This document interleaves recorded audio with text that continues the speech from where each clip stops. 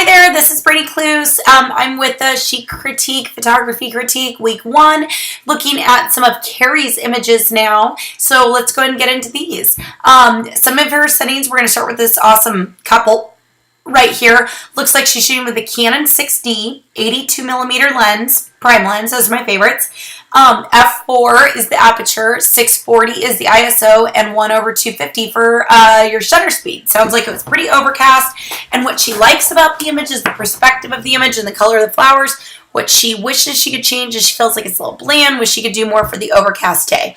So, first of all, let me just say, this is a very, very great image in terms of exposure. It also tells me that you have a really good understanding of things like depth of field, interesting foreground balance mixed with background balance, rule of thirds. I really like that. They've got a really cute pose, important elements of the photo, like obviously belly, hand placement, that is all there. So that's a really, really great photo. So good job on that, first of all.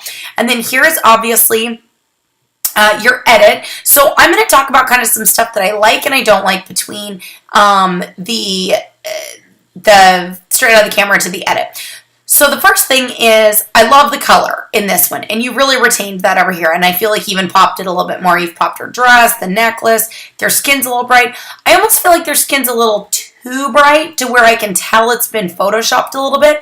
I think the exposure you had in their skin here was just about perfect. So I really feel like all you maybe would have had to do is do a slight curves adjustment. You can do either an easy S curve for that, like S as in Sam, or maybe just opening up your curves layer, grab the very middle part of your curves line and just bump it up barely. And I think that would really just give you that brightness.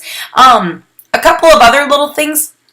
Her hair right here. I really want to see this eye. Their eyes are looking straight at the camera, and I wish I could see this eye. So, sometimes when you get, in the moment, basically, if you can't hop over quickly to get that out, just have her quickly adjust that and pull that back, and it'll really make a big difference in the face. I try to have my faces on the people I'm photographing pretty open in almost every shot that I can.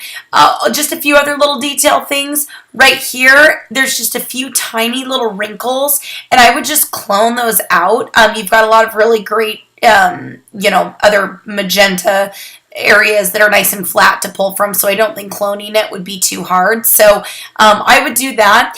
And I love this flower up here, but I think you could probably even crop in just a little bit tighter, maybe lose this. I think it's like a little bit of a weed or something up front, but I think it's more distracting than what it is a pretty flower. So I would maybe just crop in a little bit tighter on them and really just add more of that focus to them and that sweet little belly. But great shot. So hopefully you can take some of that editing advice. Then this girl, oh my gosh, dying over her expression. I love, love, love how genuine her expression is. I am constantly looking for true, genuine happiness, natural smiles, and you totally captured that. So beautiful, beautiful shot. Looks like you're shooting with 100mm, f4, 200, 1/200 shutter speed. So once again, great exposure. You've got a really, really close down aperture at f4. So I'm curious to see, can your lens actually go down any lower than that?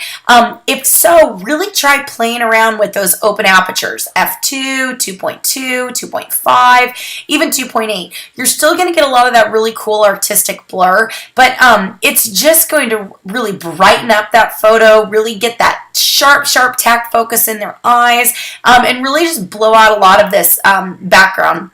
And not that it's even, distract or anything. You've got really pretty color and texture and everything back here. But I think it just even does more to accentuate that person, especially when what you're shooting is a senior girl, older girl. It's not like a kid you need to chase. It's one person. They're going to stay right there. So that's like a perfect opportunity for you to experiment, I guess, with those, open apertures. So that'd be something I would suggest. She does feel a little underexposed in this.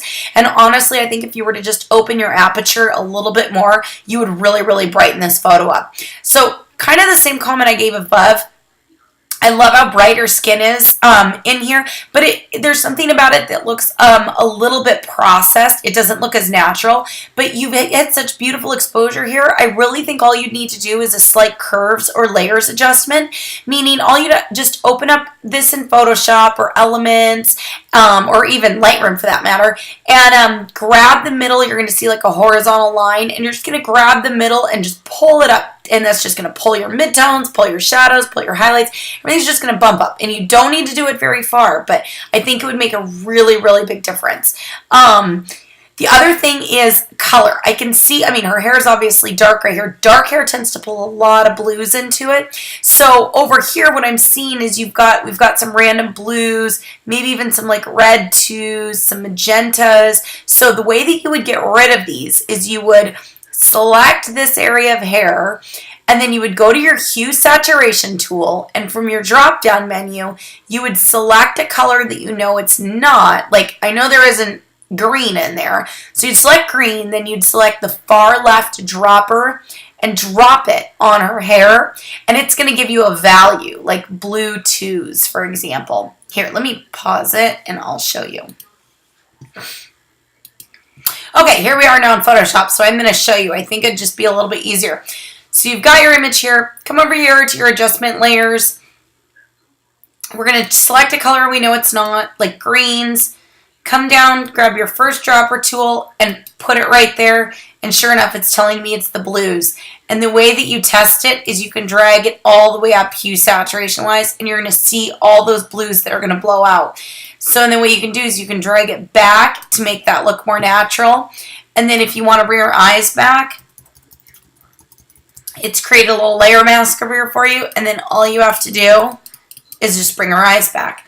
I also think that there's some magenta in there. So once again, I'm going to grab a color I know it's not, like yellows, and put that in there. Yep, there's the magentas I thought I saw.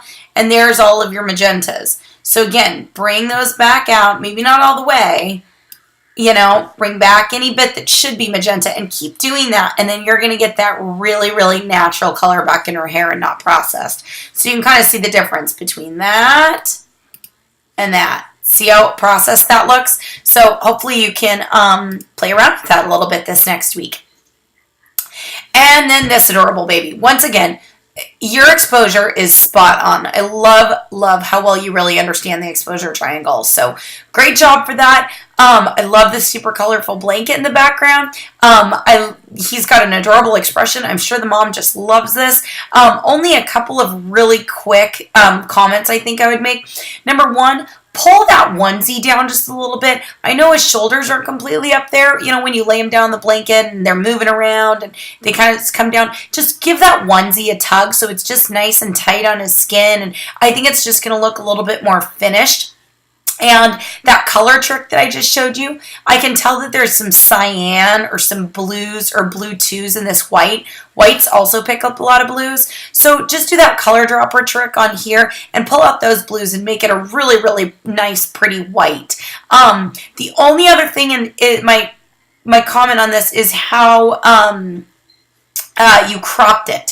So look at his eyes. His eyes are looking up this way. And you always want to crop images that people pull you into the image. So since his eyes are coming this way and not this way, I would crop the image with him on the right side of the frame. So by here with you cropping him on the left side of the frame, I see what you're doing in terms of going for the rule of thirds, but his eyes are pulling me out of the photo, and then I don't even look over here at any of this. So if you would have cropped him on the right side of the photo and he would have been looking in, I would have been pulled into the photo. So I hope that makes sense, and I'm looking forward to see what you have next week. Thank you so much. Bye-bye.